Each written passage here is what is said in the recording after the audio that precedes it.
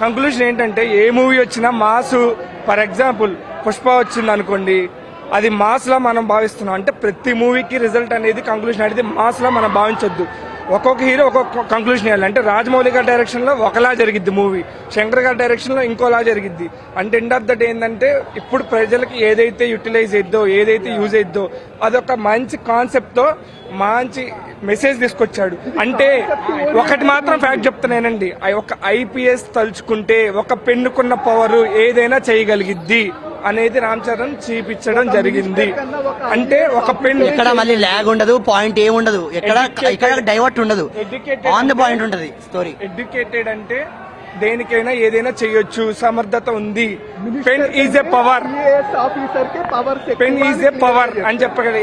Final గా ఏం చెప్పాడంటే ఓటు ఎవరైనా యూటిలైజ్ చేసుకోవాలి, చేసుకొని డబ్బులు మనం తిన్నా మనం తినకపోయినా ఎక్కడైతే న్యాయం జరిగిద్దో అక్కడ న్యాయం చేసుకోవాలి అని చెప్పి మెసేజ్ ఇచ్చాడు.